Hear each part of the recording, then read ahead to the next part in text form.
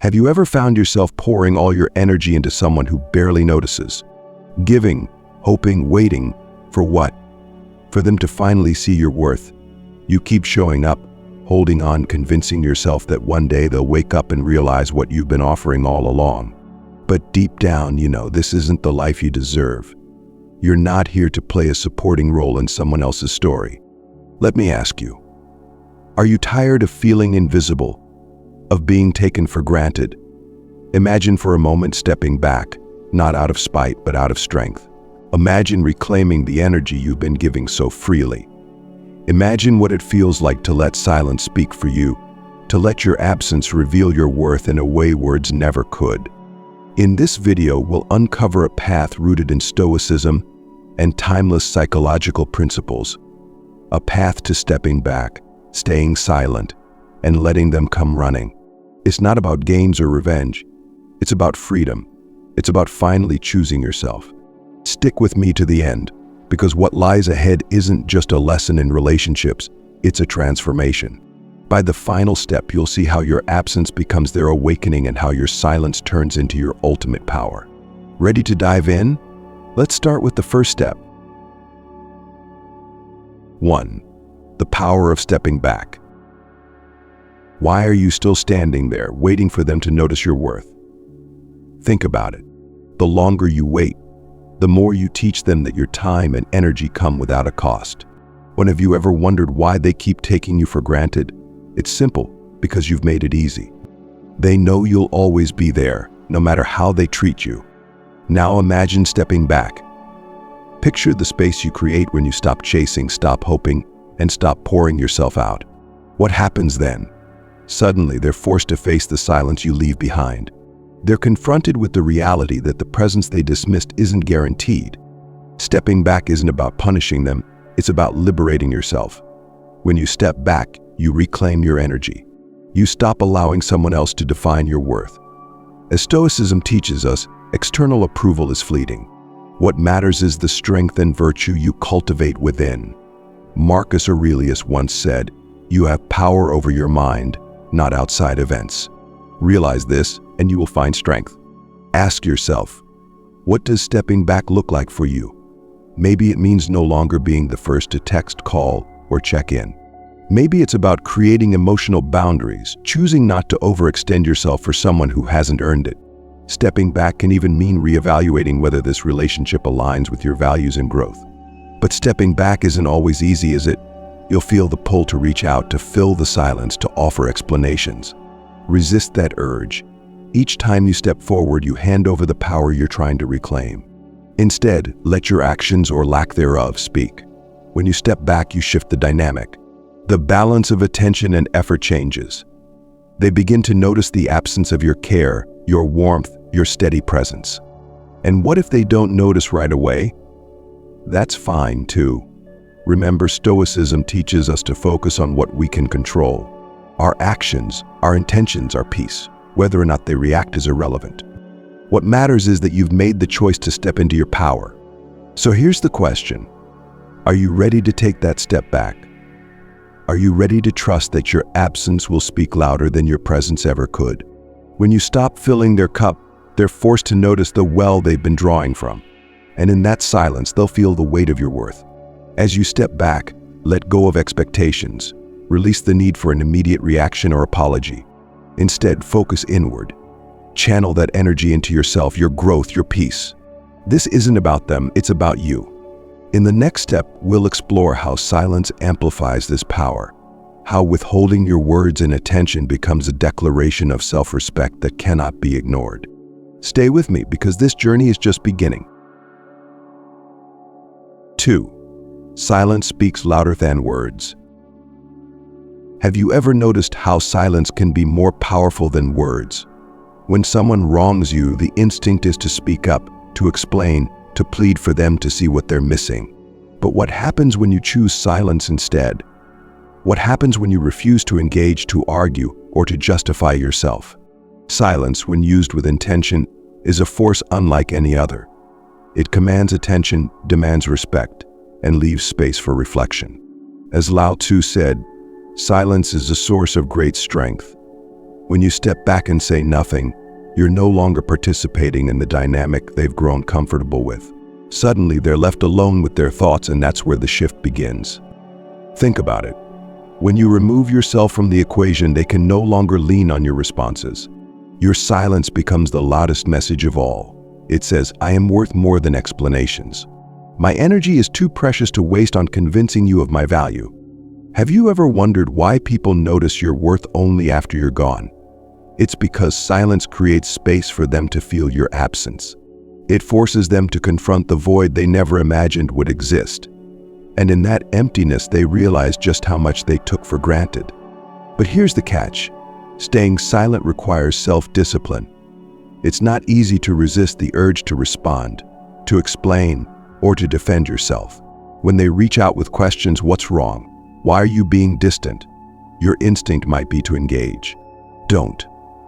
Every word you speak gives away a piece of the power you've just reclaimed. Instead, let your silence speak for you. When you choose silence, you're not being cold or manipulative. You're setting a boundary that says, I will no longer invest in what drains me. This is Stoicism in action. Focusing on your inner world and letting go of what you can't control. Remember what Epictetus said, it's not what happens to you but how you react to it that matters. By staying silent, you're choosing a reaction rooted in strength and self-respect. Now, imagine the impact this has on the person who's taken you for granted. They expect you to reach out, to chase, to make things right. Instead, they're met with a wall of silence. What do you think happens next? They begin to wonder. They replay conversations.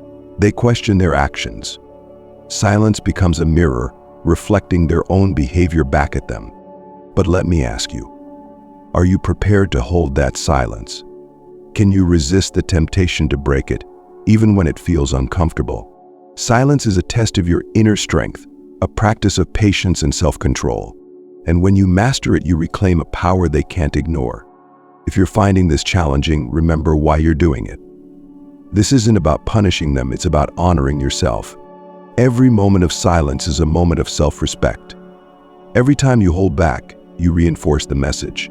I am worth more than half-hearted attention. I deserve more than scraps of effort. So here's my challenge to you. Commit to silence. When the urge to reach out feels overwhelming, take a deep breath and remind yourself of your worth. Let your silence carry the message that words can't. Now, I want to hear from you. Have you ever tried staying silent in a situation where you felt taken for granted?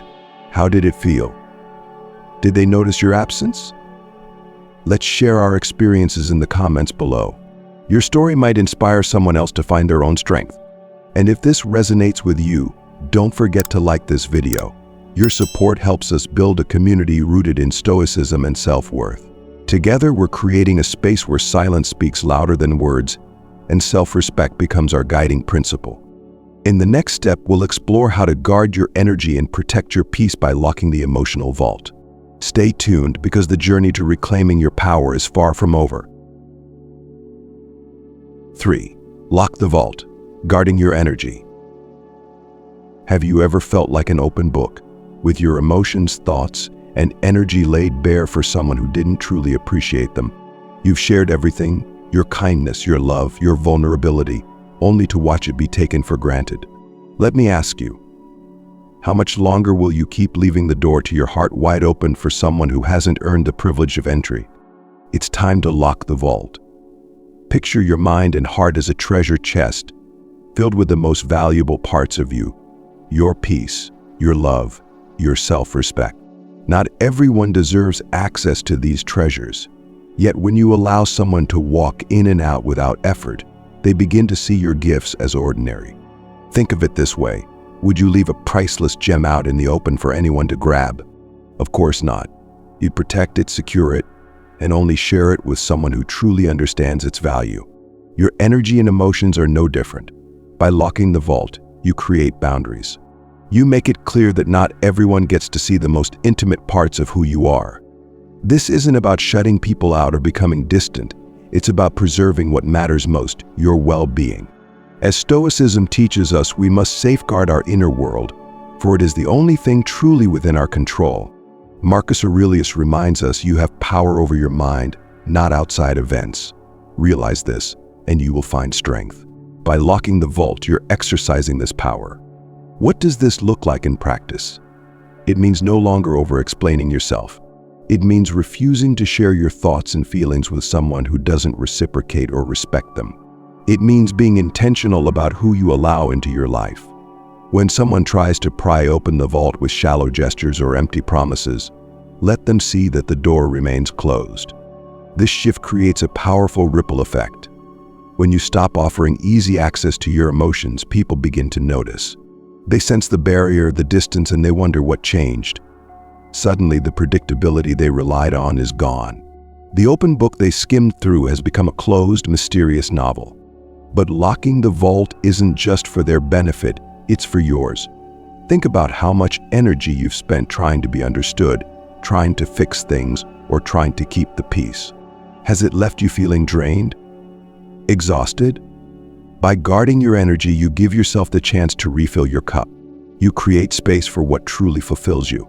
It's natural to feel a pull to unlock the vault, especially if you're used to being open and giving. You might feel guilty or worry that you're being unkind. But ask yourself, is it kind to yourself to keep giving when it leaves you depleted? Is it fair to let someone take without giving in return? Locking the vault is an act of self-respect. It's a way of saying, I am worth more than this. My peace is not negotiable. And as you embrace this boundary, you'll notice something remarkable. The right people, the ones who truly value you, will step up. They'll recognize the worth of what's inside the vault and make the effort to earn their way in. But those who were only there for convenience, they'll fade away, left to wonder what they've lost. And that's okay. Stoicism teaches us to let go of what we cannot control, to focus on our own thoughts, actions, and growth. As Seneca said, hold every hour in your grasp. It escapes just as readily as any one of us. Your time, your energy, your essence, these are treasures to be cherished, not squandered. So lock the vault. Guard your energy fiercely. Let them feel the weight of what it means to lose access to the parts of you they once took for granted. This isn't about revenge, it's about choosing yourself. And as you take this step, notice how it feels to hold your ground. Notice the peace that comes from keeping your treasures secure. Because when you stop giving so freely, you reclaim a strength that no one can take from you.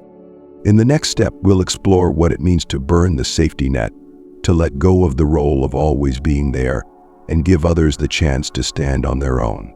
Stay with me, because the journey to reclaiming your power is only just beginning. 4. Burn the safety net, letting them stand alone. Have you ever stopped to ask yourself why someone would value something they've never had to work for? Why would they appreciate your constant presence, your endless support, if they've never felt what life is like without it? Think about it. If you always catch them when they fall, always come to their rescue, what incentive do they have to truly value your role in their life? It's time to burn the safety net. Imagine the ways you've been their fallback, the one they call when things go wrong, the one who always has their back no matter how many times they take you for granted. Now ask yourself, is this role fulfilling? Does it bring you peace? Or is it draining you, leaving you with little energy to give to yourself? When you step back and remove that safety net, you force them to confront the reality of their own actions. No more easy solutions. No more comfortable reliance on your unwavering support. Marcus Aurelius wrote, "Waste no more time arguing about what a good man should be. Be one." Burning the safety net isn't about punishment. It's about embracing your own self-worth and living with integrity. Think of a lighthouse. It stands tall, guiding ships safely to shore. But what happens when those ships take the light for granted, venturing further and further out, assuming the beacon will always be there to guide them back? If the light goes out, they're left in the dark, grappling with uncertainty and realizing the value of what they had. Burning the safety net creates this same moment of realization. It isn't cruel, it's necessary. By stepping back, you give others the opportunity to see the consequences of their choices. Without you catching them, they're forced to face the outcomes they've created. Without your constant support, they must learn to stand on their own. This step takes courage. It's not easy to watch someone you care about struggle, even when you know it's for their growth. You may feel the urge to step in to fix things to ease their discomfort, but ask yourself, are you truly helping them by always being there? Or are you enabling them to avoid responsibility, to take your presence for granted? Burning the safety net isn't just about them, it's about you too. Think about how much energy you've spent being there constant. How many times have you put their needs before your own? How often have you felt overlooked or unappreciated, even as you gave them everything? By letting go of this role, you reclaim that energy for yourself. You redirect it toward your own growth, your own peace. It's natural to wonder, what if they don't come back? What if they move on without ever realizing what they've lost? But remember, Stoicism teaches us to focus on what we can control. As Epictetus said, if you want to improve, be content to be thought foolish and stupid. Some people may never recognize your value, and that's okay. Your worth doesn't hinge on their acknowledgement. For those who do recognize what they've lost, the realization will come as a shock. When they stumble and you're no longer there to catch them, they'll feel the void. When they reach out and you don't respond, they'll feel the absence of the stability you once provided. This absence isn't meant to harm them. It's a lesson in appreciation. But the most profound transformation happens within you. When you stop being the safety net, you free yourself from the weight of their expectations. You create space for your own growth, your own happiness. And in that space, you'll discover a strength you may not have known you had. So burn the safety net. Let go of the need to always be the one who saves the day. Allow them to experience the consequences of their actions, not out of spite, but out of respect for yourself and for them. As Seneca said, we suffer more in imagination than in reality. The discomfort you feel in letting go is temporary, but the freedom it brings is lasting. In the next step, we'll explore how to become the blackout, to turn off the light of your availability and let them feel the full weight of your absence. Stay with me, because the journey to reclaiming your power is far from over. 5. Become the blackout. Let them feel the void. Have you ever wondered what happens when someone suddenly loses something they always assumed would be there? It's like the power going out in the middle of a storm, unexpected, unsettling, and impossible to ignore. That's the power of becoming the blackout. When you choose to go dark, you cut off the steady flow of your presence, your warmth, and your attention. You stop being the light they relied on, the constant they barely noticed. Instead, you leave them with silence, with emptiness. And in that darkness, they begin to feel the weight of what they've lost. Why is this so effective? Because people rarely recognize the value of something until it's gone. They grow accustomed to your availability, your care, your reliability. But when the light of your presence suddenly disappears, it forces them to stop and think, why is this gone? What did I take for granted? Imagine this. They reach out to you, expecting the usual response, the comfort of your words, the reassurance of your attention. But this time there's nothing. No reply, no acknowledgement, just silence. In that moment, they're left alone with their thoughts, their doubts, their regrets. Marcus Aurelius reminds us, the soul becomes dyed with the color of its thoughts. When you become the blackout, you force them to confront their own thoughts, their own actions, without the buffer of your presence. It's not about punishing them, it's about creating space for reflection. But let me ask you, are you ready to become the blackout? To turn off the light and let them feel the void? It's not an easy step. You'll feel the urge to respond, to reach out, to fill the silence. Resist that urge. Every time you hold back, you're reinforcing the message. My presence is not something to be taken lightly. Silence isn't empty, it's filled with power. It speaks volumes about your self-respect, your boundaries, your worth. When you choose silence, you're not abandoning them, you're reclaiming yourself. You're saying, I will no longer give my energy to someone who doesn't value it. But what if they don't notice right away? What if they move on without feeling the void? That's okay. Stoicism teaches us to focus on what we can control, our actions, our thoughts, our peace. Their response is beyond your control, and it doesn't diminish your worth. For those who do notice, the impact is profound. They start to miss the light you brought into their life. They begin to replay moments, searching for what went wrong. They feel the absence like a chill, like a darkness they can't escape. And in that space, they come face to face with the reality of what they've lost. But here's the most important part. Becoming the blackout isn't about getting them to come back. It's about shifting the focus back to yourself. It's about using that silence to rebuild your energy, to invest in your growth, to create the life you deserve. So what does becoming the blackout look like in your life? Maybe it means ignoring the late-night texts, the half-hearted apologies, the empty gestures. Maybe it's about stepping away from the cycle of giving and giving without receiving. Whatever it looks like, the key is consistency. The blackout isn't a flicker of light, it's total darkness. And as you embrace this step, let it remind you of your power. You are not someone's convenience, someone's fallback. You are a force, a presence that should be cherished, not taken for granted. Now I want to hear from you. Have you ever tried going silent, pulling back, and creating distance? What was the result? Did they notice the absence of your presence? Share your experience in the comments below. Your story might inspire someone else to embrace their own power. If this message resonates with you, take a moment to like this video. It's a small way to show your support and to help build a community rooted in Stoicism and self-worth. Together, we're learning to choose ourselves, to value our peace, and to let our silence speak louder than words. In the next step, we'll explore how to transform this absence into a magnetic force, making your presence unforgettable. Stay tuned, because the journey is far from over. 6. Drop off their map. Become unreachable. Have you ever felt like a fixed point on someone's map? A constant presence they could always find, no matter how far they wandered.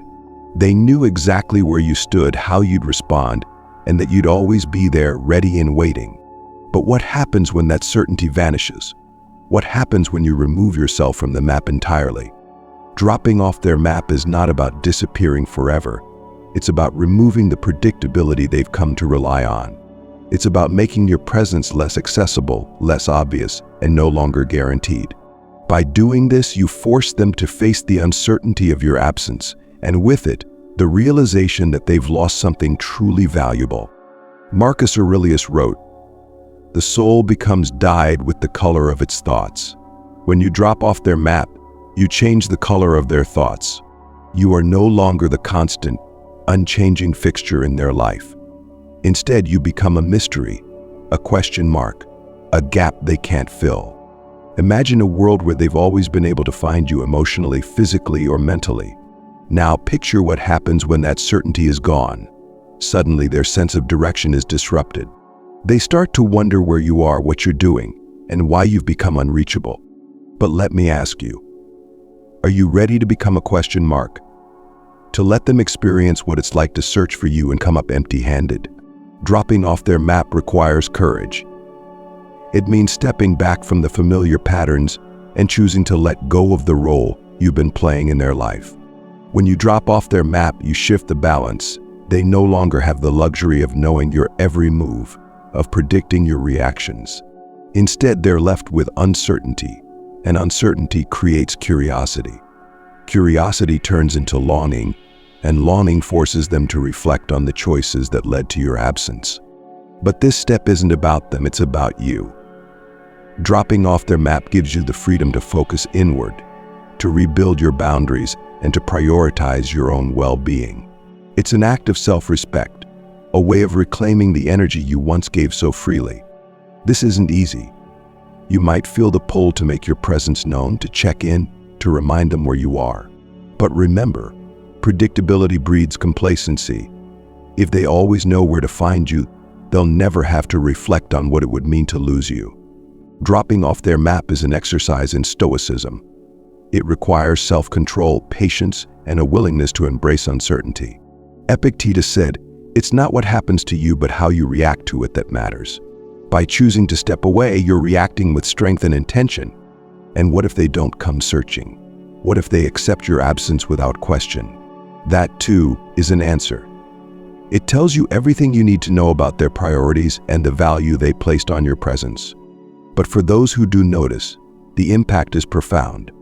They feel the gap you've left behind. They replay moments trying to understand why you've gone, They begin to miss the certainty of knowing where you stand. And in that space, they come to see your worth in a way they never did before. By dropping off their map, you teach them a powerful lesson. Your presence is not a given. It is a gift, one that must be earned and cherished. So, step back. Become unreachable. Allow them to feel the weight of your absence and the uncertainty of no longer knowing where you stand. As you do, focus on yourself, your growth, your peace, your journey. Because when you drop off their map, you're not just reclaiming your power. You're reminding yourself that your value is not tied to their recognition. In the next step, we'll explore how to transform into something even more powerful. A mirage, visible but untouchable, creating a magnetic force they cannot resist. Stay with me, because the best is yet to come. 7. Become the mirage, visible but untouchable. Have you ever heard the phrase, people value what they can't have?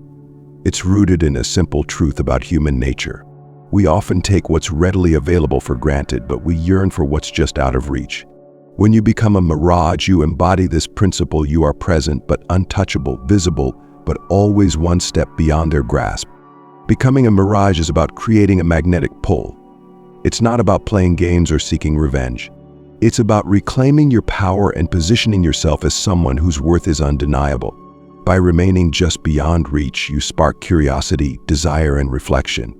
They begin to chase, not because you're manipulating them, but because your absence has made them realize what they've lost. Imagine a traveler in the desert, parched and desperate for water. They see a shimmering oasis in the distance, moving closer with every step, only to realize it's unreachable, a mirage. This is the effect you create when you become present in their thoughts but unavailable in their reality. How do you achieve this? First, stop offering explanations. They don't need to know why you've pulled back or what's going through your mind. Let your silence and distance create the mystery. When they reach out, keep your responses brief and measured, just enough to remind them of your presence without giving them the satisfaction of reestablishing the connection. Second, shift the focus to your own growth. Post about your accomplishments, your passions, your happiness, but do so without overexposing yourself. Show the world that your life is full and thriving, even without their involvement. This is the key to becoming a mirage. You appear confident, fulfilled, and untouchable. Marcus Aurelius reminds us, if you are pained by any external thing, it is not this thing that disturbs you, but your own judgment about it. By becoming a mirage, you force them to confront their own judgments and emotions.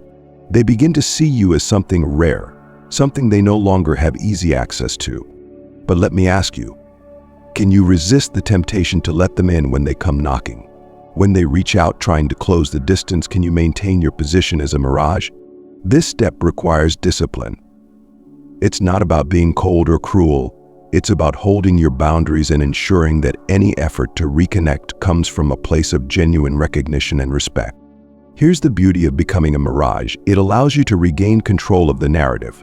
Instead of being the one chasing, explaining, or hoping, you shift the dynamic entirely. You become the prize, the person they can't stop thinking about, the presence they yearn for but can't touch.